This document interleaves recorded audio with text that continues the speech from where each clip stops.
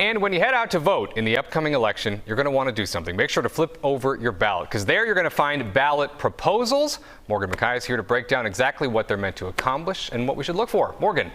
Chris, this year there are 4 ballot proposals for New York City voters dealing with the environment, racial equity, and the cost of living. New York City voters have 4 chances this year to vote on issues that will impact the city and state. So let's break them down. Ballot proposal number 1 will ask voters if they want to approve the Environmental Bond Act of 2022.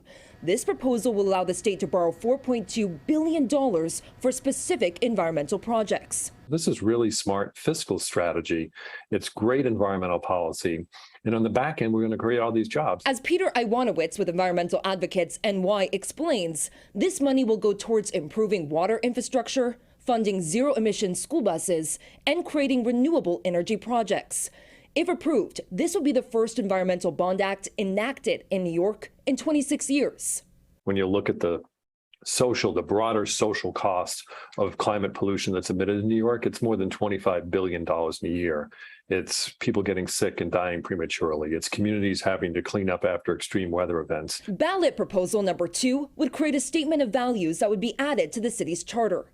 As Susan Lerner with Common Cause explains, this would impact how future policy is written. It sets a framework, it sets values, it sets a morality.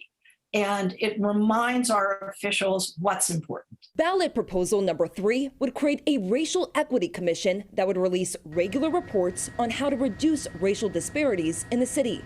This is a commission that has to think tangibly what policies will help ensure that everybody is treated equally, everybody has the same opportunity in our city. The last proposal that will appear on the ballot would require that the city track the true cost of living in New York City.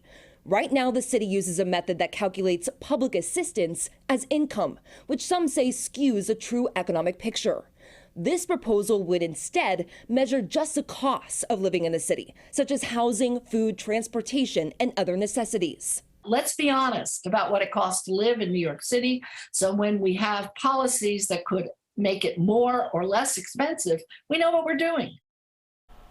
And Chris, you might remember some confusion last year with how some of these ballot propositions are written. Susan Lerner, who you just heard from, said that some of these ballot propositions require an advanced degree to really understand what they're saying.